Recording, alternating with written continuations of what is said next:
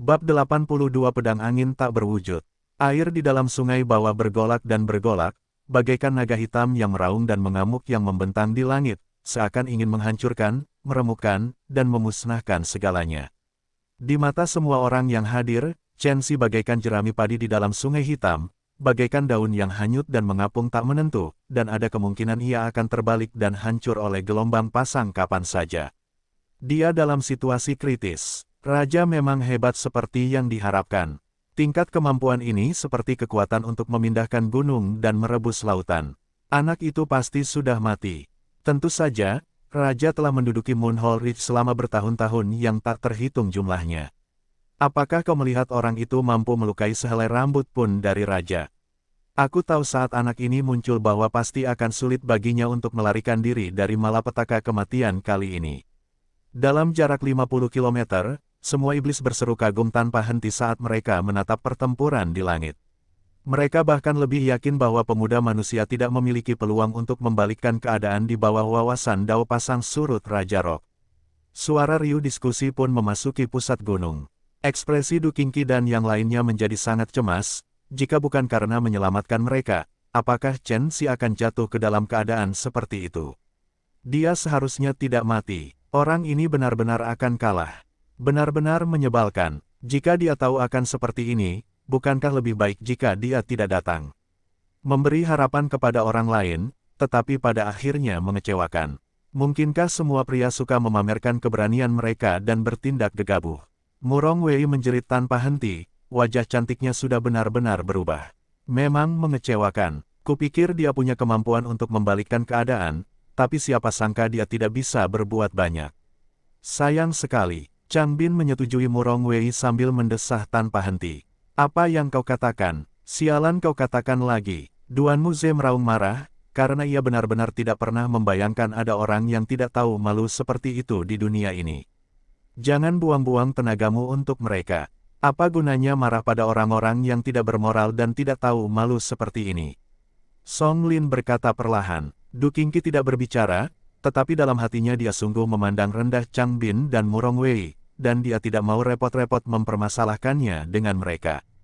Hah, sesuatu sedang terjadi. Di bawah tatapan semua orang, Chen Xi yang dikelilingi dari semua sudut oleh gelombang pasang berwarna hitam di langit yang jauh tiba-tiba menghentikan semua gerakannya, dan dia benar-benar tidak melawan lagi.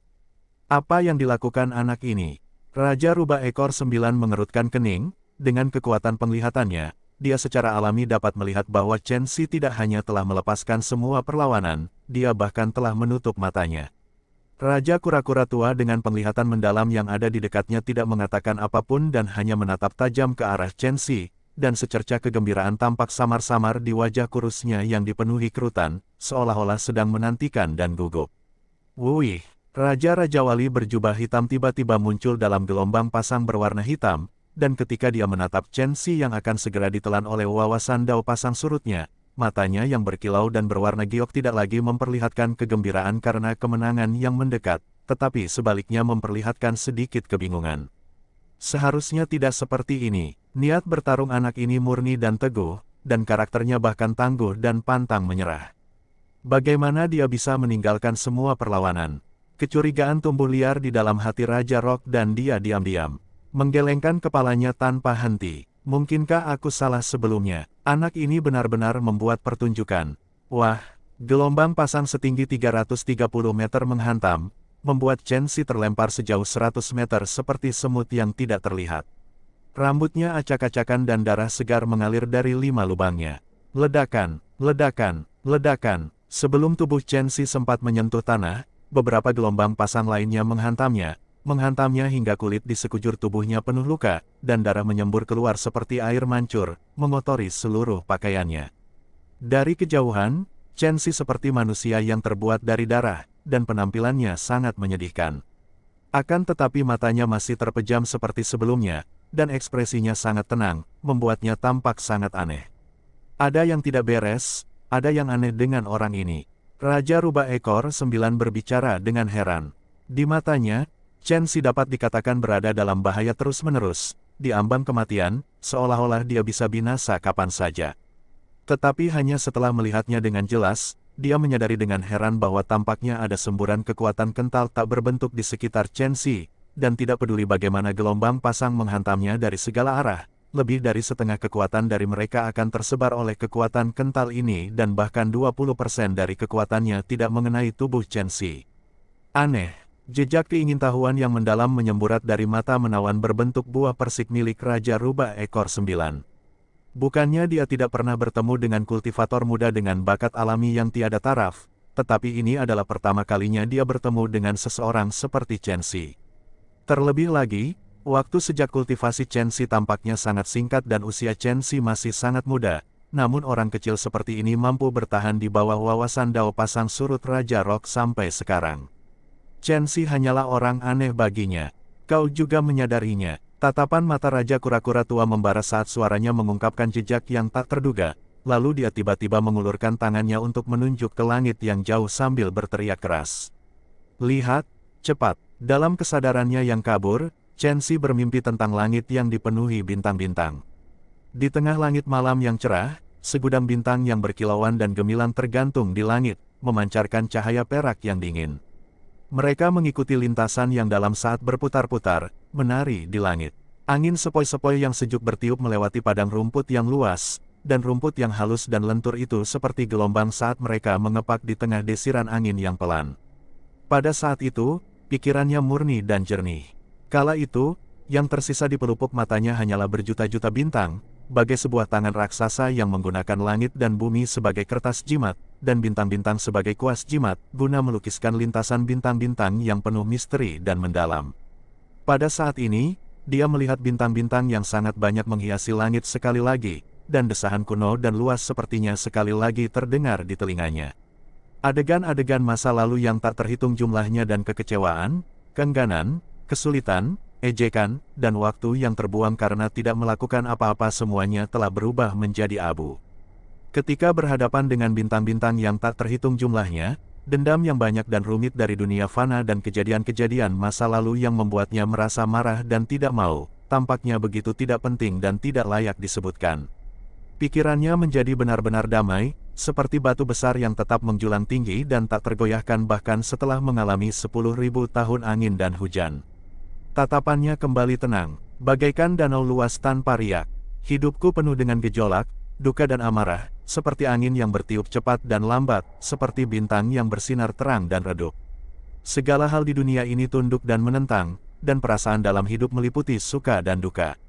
Apapun yang terjadi, aku harus terus berjalan di jalan kehidupan, apapun yang terjadi, aku harus menghadapinya dengan tenang. Seperti angin, aku harus mencari kebebasan di hatiku. Sedangkan kebebasanku adalah, dalam benaknya, berbagai adegan muncul kembali, tatapan kakeknya yang penuh harap, peringatan penuh kasih sayang dari ibunya, pemujaan pada wajah kekanak-kanakan adik laki-lakinya, larangan tulus dan tegas dari kelompok 3 orang Dukingki. Kalian semua adalah kebebasanku. Pada saat ini, aura mendalam yang tak terlukiskan mengalir ke seluruh tubuhnya, dan jiwa di dalam lautan kesadarannya maju dan berubah dengan kecepatan yang luar biasa. Seolah-olah dia terlahir kembali dalam situasi tanpa harapan ini. Wah, suara dentuman keras bergema di seluruh jiwanya, seolah-olah itu adalah fajar dunia, dan pemandangan dalam radius 500 km di sekitarnya tercermin dengan jelas di dalam hatinya, seperti iblis yang bersembunyi di sarang mereka, sungai bawah yang bergolak dan bergelombang, ekspresi gelisah dan cemas dari kelompok 3 orang Dukingki. Bahkan sampai bentuk batu di tanah, urat daun, dan antena semut semuanya terlihat jelas dalam detail terkecil. Selain itu ada angin kebebasan yang ada di mana-mana. Chen Xi membuka matanya, pandangannya jernih tanpa noda sedikit pun, dan ekspresinya tidak gembira maupun sedih, seperti seorang Buddha kuno yang telah memahami karma dalam meditasi, dan hati daunnya sama sekali tidak ternoda. Chen Xi, kau terlalu mengecewakan. Kalau sudah begini, pergilah ke neraka. Tepat pada saat ini, disertai teriakan Raja Rock yang melengking tinggi seperti lolongan, sungai bawah tanah di udara tiba-tiba mulai bergolak, seperti naga hitam yang baru saja terbangun dari tidurnya dan menggoyangkan tubuhnya yang besar dan terus-menerus seperti punggung gunung. Ia mengeluarkan suara gemuruh seperti guntur yang teredam saat ia menyerbu ke arah Chen Xi yang kecil seperti semut. Seperti raungan naga dan tampak memiliki bentuk naga, bahkan langit dan bumi tampak bergetar dan langit tampak akan terkoyak berkeping-keping. Aliran energi roh yang bergolak bagaikan bilah pedang yang melesat keluar dengan keras. Batu-batu, tanaman, dan sungai dalam area seluas 50 km hancur berkeping-keping, dan iblis-iblis yang berada relatif dekat bahkan tersapu terbang sejauh 300 meter sebelum jatuh ke tanah dan terus-menerus memuntahkan darah. Untuk sesaat, langit dan bumi meredup, seolah-olah telah jatuh ke dalam malam yang bagaikan kiamat dunia. Raja Rock siap membunuh. Pikiran yang sama terlintas di benak semua orang yang hadir secara serentak, pikiran bahwa Chen Xi mungkin akan kehilangan nyawanya karena serangan ini. Angin, bangkitlah. Tepat pada saat ini, sebuah suara yang tenang dan acuh tak acuh bergema. Suara itu awalnya lembut dan menjadi keras, dan ketika melewati gelombang pasang hitam yang bergolak, itu sudah seperti suara resonansi yang bergema di seluruh langit dan bumi. Hanya dua kata, namun tampaknya memiliki kekuatan ajaib yang mampu terbang di udara dalam waktu lama. Ketika didengar, rasanya seperti mendengarkan helaian angin lembut yang berbisik di telinga. Dia masih belum mati. Banyak setan yang hadir tercengang serempak. Tepat pada saat ini, mereka tiba-tiba menyadari bahwa naga hitam di udara yang terbentuk dari sungai bawah yang bergelombang tampak seolah-olah diikat di tempat oleh seseorang. Ia berhenti di udara, tidak mengamuk dengan ombak atau mengeluarkan suara air pasang yang bergelombang, dan ia kehilangan kekuatan mengerikan yang membuat hati orang lain berdebar-debar karena ketakutan. Bahkan sampai tidak ada satu gerakan pun darinya sedikit pun. Diam, seakan-akan digenggam oleh tangan besar yang tak berbentuk, seolah-olah dibekukan oleh angin dingin dan kencang serta salju, dan pemandangannya sungguh aneh. Gemuruh, seolah-olah langit dan bumi bergemuruh, angin kencang mengamuk dalam radius 5.000 km, bergulung-gulung seperti hiu yang mencium bau darah. Suara keras dan ledakan itu seakan ingin menghancurkan gendang telinga, dan sangat mencengangkan. Bahkan ada beberapa jenis iblis yang kekuatannya sedikit lebih rendah yang langsung tersingkirkan oleh suara ini. Apa yang sedang terjadi? Mengapa seperti ini? Sementara di kejauhan, Raja Kura-Kura tua dengan penglihatan mendalam tiba-tiba tertawa tanpa suara saat seberkas kesadaran menyembur keluar dari dalam matanya, dan dia bergumam dengan penuh semangat. Terseret ke 9 lapisan neraka untuk menjadi seekor naga. Itu benar-benar dia. Itu benar-benar dia. Pedang, turunlah. Suara tenang dan acuh tak acuh itu terdengar sekali lagi. Kemudian, semua orang melihat bahwa Chen Xi yang rambutnya acak-acakan dan seluruh tubuhnya berlumuran darah melangkah ke sungai bawah yang tak bergerak saat ia naik ke langit, dan pedang bambu emas ketujuh di tangannya menebas ke bawah. Suatu pemandangan yang pasti akan selamanya terpatri dalam hati setiap iblis pun muncul. Bersamaan dengan tebasan pedang Chen Xi, angin kencang di langit dan bumi dengan cepat berubah menjadi pedang angin tak berwujud yang panjangnya 33 km. Di bawah gelombang dengungan yang seperti teriakan yang jelas, banyak lingkaran riak terbentuk dari getaran kuat yang disebabkan oleh gesekan di udara menyebar, seolah-olah langit dan bumi beresonansi karena pedang angin tak berwujud. Sedangkan di bawah resonansi ini, pedang angin tak berwujud tiba-tiba menghilang, seolah-olah telah berteleportasi. Kaca, sungai bawah yang berangin kencang dan naik turun bagai punggung gunung terbelah menjadi dua, lalu bagaikan kaca yang pecah, berubah wujud menjadi titik-titik air kecil yang tak terhitung jumlahnya yang langsung menguap karena getaran udara sebelum sempat jatuh ke tanah. Wah, momentum pedang angin tak berwujud itu tidak berkurang sedikit pun saat menebas tanah, dan meninggalkan jurang yang sangat besar dan tak berdasar yang panjangnya hampir 33 km, sedangkan bukit-bukit, sungai-sungai, batu-batuan, dan tanaman-tanaman di dalamnya semuanya hancur menjadi bubuk. Kekuatan satu tebasan begitu dahsyat dan cepat sampai sejauh ini. Bab 83 Persahabatan. Langit bergoyang dan bumi berguncang, menyebarkan debu dan asap ke udara, lalu kembali tenang setelah waktu yang lama.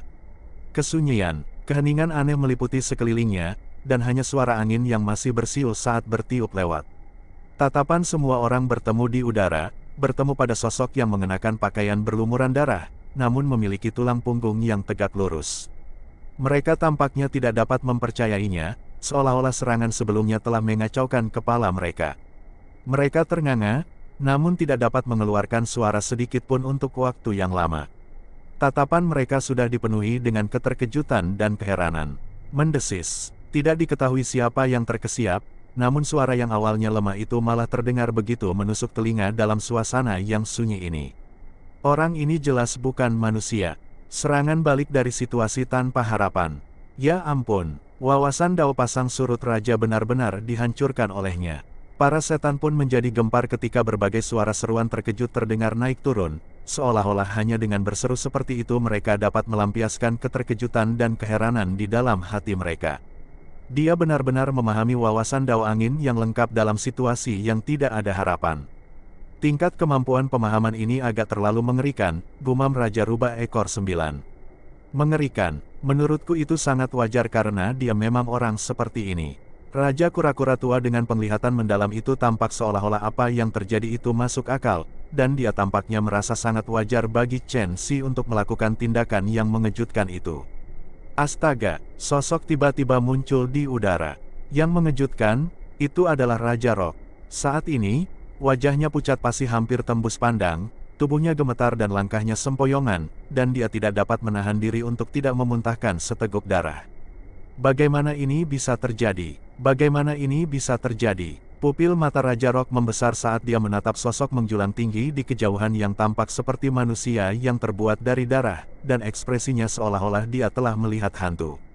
Serangan Chen Xi ini tidak hanya menghancurkan wawasan Dao pasang surutnya, tetapi juga melukainya dengan parah. Jika dia tidak menghindar tepat waktu, dia pasti sudah kehilangan nyawanya. Meski begitu, dia tidak memiliki kekuatan untuk terus bertarung. Kabur, orang ini terlalu abnormal. Dia benar-benar mampu menguasai wawasan Dao angin secara lengkap dalam sekejap mata. Dao angin adalah salah satu Dao besar di langit dan bumi, sedangkan wawasan Dao pasang surutku adalah jenis Dao air, hampir seperti kunang-kunang yang bersaing dalam kecerahan dengan bulan, aku sama sekali tidak mampu melawannya. Jika aku terus berjuang, mungkin aku akan dibunuh olehnya. Pikiran-pikiran ini dengan cepat terlintas di benak Raja Rock, dan dalam sekejap, dia sudah membuat keputusan sebelum berbalik dan melarikan diri. Ingin melarikan diri, Chen Xi mengangkat kepalanya dengan acuh tak acuh sambil memerintah dalam hatinya. Wuih, pedang terbang Neterezim mencabik langit, bagaikan sambaran petir yang tersembunyi di balik angin. Raja Rock sama sekali tidak dapat menghindar saat pedang itu menembus bagian belakang kepalanya. Lalu cahaya pedang itu berputar untuk memenggal kepalanya dengan akurat dan bersih. Memercikkan, darah mengucur keluar, dan Raja Rock bahkan tidak mampu mengeluarkan lolongan menyedihkan sebelum menjadi mayat tanpa kepala yang jatuh dari udara. Wuih, Chen Xi tidak melirik sedikit pun mayat Raja Rock setelah melakukan semua ini, dan dia berbalik untuk menukik ke bawah, dan arahnya secara mengejutkan adalah pusat Moonhole Ridge. Tak seorang pun berani menghalanginya, karena pada saat ini, Chen Xi telah menjadi dewa kematian di hati para iblis yang hadir, dan seorang ahli yang memusnahkan Raja Rock dengan satu serangan pedang. Di tengah gunung, apa yang terjadi? Apa tidak ada gerakan di luar? Chen Xi baik-baik saja, kan? Duan Muze cemas dan bingung. Sebelumnya, aliran udara yang sangat mengerikan telah menyapu, dan hampir menghancurkan pusat gunung hingga hancur. Namun, saat ini, tidak ada satupun suara dari dunia luar, dan malah anehnya sunyi senyap. Du Qingqi dan Song Lin juga sangat bingung dan cemas. Kita sudah tamat, Chen Xi sudah meninggal, dan kita akan dimurnikan menjadi pil obat. Jika dia tahu ini akan terjadi, dia seharusnya menyelamatkan kita terlebih dahulu lalu melawan Raja Rock itu. Namun sekarang, harapan kita hancur dan bahkan kesempatan untuk melarikan diri pun hilang. Murong Wei sangat ketakutan dan dia berduka seolah-olah dia telah kehilangan orang tuanya. Diam, Duan Muze membentak, tidak tahu malu, kata Song Lin dengan nada meremehkan. Selama beberapa saat, perdebatan sengit kembali terjadi. Karena hasil pertempuran yang tidak diketahui dan karena suasana yang sunyi dan menindas, kesuraman dan kemarahan di dalam hati setiap orang tidak dapat ditahan lagi dan meledak sepenuhnya, seperti menambahkan minyak ke dalam wajan, menjadi semakin intens dari waktu ke waktu. Pada saat itulah terdengarlah gelombang suara langkah kaki, menyebabkan suara-suara pertengkaran di dalam ruangan itu tiba-tiba menghilang dan menjadi sangat sunyi, hanya suara langkah kaki yang mendekat yang bergema di udara. Kita sudah tamat, darah dan jiwa kita akan diambil. Murong Wei tidak berani menonton dan menutup matanya rapat-rapat karena ketakutan. Yang lainnya, termasuk kelompok Du Qingqi yang terdiri dari 3 orang, sangat panik di dalam hati mereka. Saat langkah kaki itu mendekat, detak jantung mereka tiba-tiba menjadi lebih cepat, berdebar kencang seperti memukul drum. Sosok itu perlahan muncul di depan pintu. Sosok itu memiliki rambut acak-acakan dan pakaian yang berlumuran darah, dan seluruh tubuhnya mengeluarkan bau darah yang menyengat, namun tulang punggungnya masih tegak lurus. Raut wajahnya tetap tenang dan acuh tak acuh seperti sebelumnya, dan aura damai dan tenang di tubuhnya tampaknya menghilangkan suasana yang menindas dan menyedihkan di penjara, menyebabkan suasana hati orang lain tidak dapat membantu menjadi tenang. Chen Xi, kamu sebenarnya tidak mati. Ini nyata. Ketika mereka melihat dengan jelas penampilan orang itu, Du Qingqi, Duan Muze, dan Song Lin semuanya tercengang, tampak tidak dapat mempercayainya. Mereka hanya mengeluarkan gelombang seruan terkejut setelah beberapa saat, dan suasana hati mereka sudah sangat gembira. Chen Xi tertawa diam-diam saat melihat ekspresi kegembiraan dan kegembiraan yang tulus pada mereka bertiga, lalu dia mengangkat pedang bambu emas ketujuh untuk memotong rantai tebal pada pilar besi menjadi beberapa bagian sebelum menyelamatkan Du Qingqi dan yang lainnya satu persatu. Karena hakikat sejati mereka tersegel ketika dikurung di sini, tubuh mereka telah menjadi sangat lemah sejak lama, dan pada saat mereka memperoleh kebebasan, tubuh mereka bergoyang dan hampir terjatuh terduduk. Kau tidak akan benar-benar membunuh Raja Rock, kan? Di kejauhan, wajah Chang Bin penuh dengan kecurigaan dan dia tampaknya tidak dapat menerima kenyataan ini. Apakah pertanyaan ini sangat penting? Kita sudah diselamatkan. Begitu kita kembali ke kota Danau Naga, aku akan menyiapkan lebih banyak hadiah untuk diberikan kepada Chen Xi. Aku tidak bisa membiarkan dia melakukan semua ini dengan sia-sia. Di mana ada layanan yang diberikan, maka di situ ada hadiah, kan? Murong Wei melenturkan otot-ototnya dan memulihkan penampilannya yang pendiam, dan kesombongan dalam. Tulang-tulangnya menyebabkan dia memiliki aroma orang superior yang memberi sedekah ketika dia berbicara. Chen Xi tidak memperhatikan keduanya dan malah menatap kelompok Du Qingqi yang beranggotakan 3 orang sambil mengangguk dan berkata, Raja Rock sudah mati, tetapi Raja Ular Piton Biru mungkin ada di dekat sini. Kita harus segera meninggalkan tempat ini. Ada satu hal lagi yang tidak disebutkan Chen Xi. Setelah ia menggunakan pedang angin tak berwujud terakhir, esensi sejati dalam tubuhnya telah mengering, dan tubuhnya dipenuhi luka-luka, menyebabkannya tidak mungkin terlibat dalam pertempuran lain. Saat ini, ia sudah seperti anak panah di ujung lintasannya, dan ia hanya mengandalkan kemauannya yang besar untuk secara paksa mendukung dirinya sendiri. Tunggu sebentar dulu. Du Qingqi tiba-tiba muncul di samping Chen Xi, lalu membungkuk ke arah telinganya. Pinjamkan aku pedang di tanganmu. Chen Xi tercengang. Tepat saat dia tertegun, Du Qingqi telah mengambil pedang bambu emas ketujuh dari tangannya dengan cara yang sangat alami. Kakak Qingqi, untuk apa kau mengambil pedang itu? Tanya Murong Wei heran. Desir. Tepat saat dia selesai berbicara, Du Qingqi mengayunkan pedang bambu emas ketujuh, langsung mengiris tenggorokannya, dan lubang besar langsung terbuka di tenggorokannya dan darah segar menyembur keluar.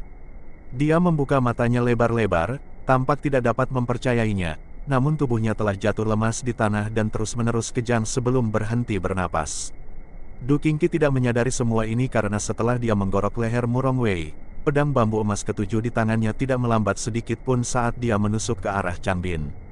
Beraninya kau. Chang Bin menyadari ada yang tidak beres sejak lama, dan ia dengan ganas mundur ke belakang saat melihat tindakan Du Qingqi. Namun, esensi sejatinya tersegel dan tubuhnya rapuh, jadi kecepatan mundurnya tidak cepat. Sementara di samping, Duan Muze dan Song Li tampaknya saling memahami sejak sebelumnya, dan dari kiri dan kanan, mereka menyerang Chang Bin dengan menjepit, benar-benar menutup jalan mundurnya. Kalian semua, desir, suaranya tiba-tiba berhenti. Chang Bin memegangi tenggorokannya sendiri hingga ia jatuh ke tanah dan meninggal. Matanya masih menatap Du Qingqi dengan penuh kebencian, seakan tidak pernah membayangkan bahwa wanita dingin yang selalu diam ini ternyata begitu kejam dan kejam. Du Qingqi membunuh Murong Wei dan Chang Bin berturut-turut dengan 2 serangan pedang telah membuat 3 orang lainnya ketakutan. Mereka semua mengikuti Su Jiao untuk memasuki wilayah Neter Barbar Selatan, dan dengan kata lain, mereka dan kelompok Du Qingqi berasal dari kelompok yang bermusuhan. Pada saat ini, mereka tentu saja khawatir Du Qingqi akan membungkam mereka juga.